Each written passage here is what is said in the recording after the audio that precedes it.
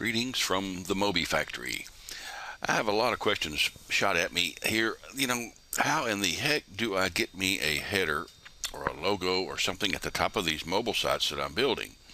Well, there's so many different ways. Right now I could sit here and think of 20 off the top of my head. There's so many different software programs, techniques, and ways. I'll show you a very simple one if you're using a Windows machine. I'm sorry, Mac users, I can't help you on that, but Mac is so simple to use when it comes to graphics. I'm sure most of you have already got that figured out. So on the Windows machine, there's a couple of things you can do.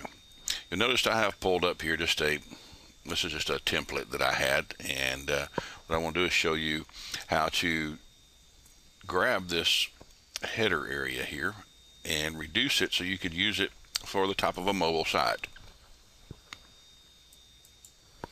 So the first thing I would do is I want to capture the screen.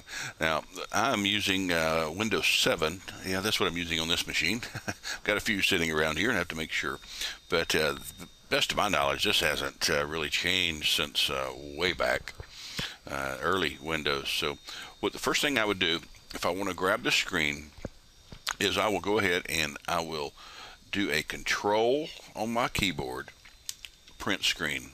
It's normally up towards the top on the other side of the F keys there. Okay, so control, print screen. Nothing really happens that you can see. Okay, so and on your Windows machine, if you go to the start menu, accessories, and open paint, you should be able to do that pretty simple. That's a standard program that comes with all Windows machines that I know of. Okay, so I've opened it up and you're going to have a blank area like this. First thing I do is I go to file, I go to edit. That's not quite fitting in there. Let's go ahead and reduce that just a little bit for you. Okay, I go to edit, I go to paste. You'll notice that we have something there now. So what we'll do is we've got a lot of, we'll go ahead and expand this a little bit here. We've got a lot of information on there right now. So the first thing we want to do is get our area here and trim it down.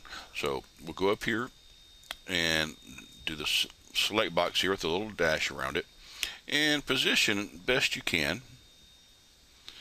So let's start on this side. Up here is at the top, and you'll notice I'm getting right at the edge there, and hold down my left button and start dragging over. Okay, and you'll see that just about got it there. You see the little, let's go up a little bit, kind of touchy. You see that I've got it outlined. Okay, so I'll let off of my left mouse button and I'm going to go to image. I'm going to go to crop, and voila. Okay, now we've got that. So we've got rid of all the junk, and we've got our little header up here. So at this point it's too big to use for a mobile device. And at this point, like I said, it's too big. And I'll point out while I'm at this step, now you could have captured this off of your website or whatever, a little top logo or whatever, if you're trying to brand it with your name. Excuse me, I've got a little problem with the throat problem here today. Having a hard time keeping my throat clear. Bear with me, please. Again, you could capture your logo off your website or whatever you have on the screen. I'm just giving you an example of how to capture an image. This one is rather big, so first thing we want to do is go over and resize it.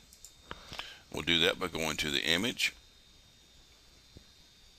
Let me get this back over here, I'm sorry, so you can see what I'm doing. Go to image, resize.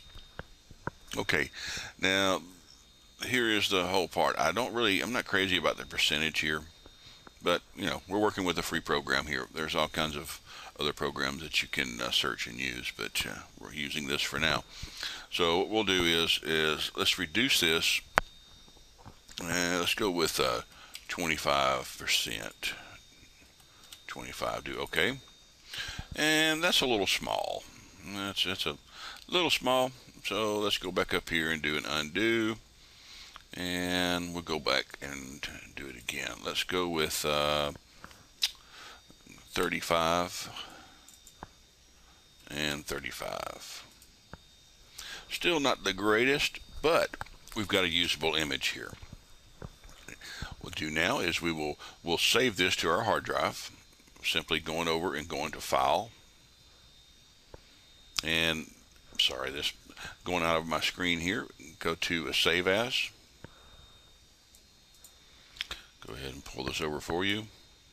We can get that in there. Okay, Save As, and you'll have it popped up. And I'm going to just where it lands there is where I'm going to save it in this. You want to, on your machine, save it to a folder that you can find very easy.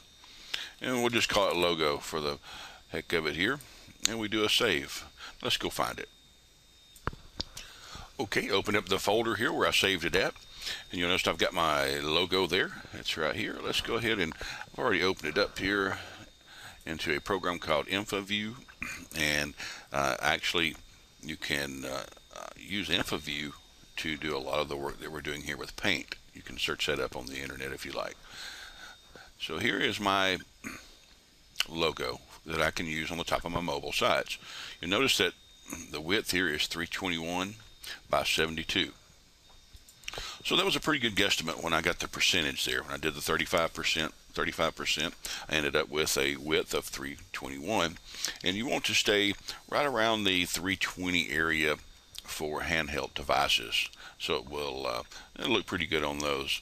You start getting into the larger screens, they'll just have some white area like this, you know, and it works great like that. So there you go. There is how to capture your logo off your website or off of anything that you can see on the screen and make it and resize it. And I will point out one other thing before I leave here is there is a replacement for the Windows Paint program. It's called GetPaint.net. So you can replace it and have a really nice little editing program here free if you'll go to getpaint.net. If you search for paint.net on one of the search engines like Google, you'll find it also. It's a great replacement program for the standard Windows editor. All right, I hope this helps you, and thanks for watching. I'll see you in the next video.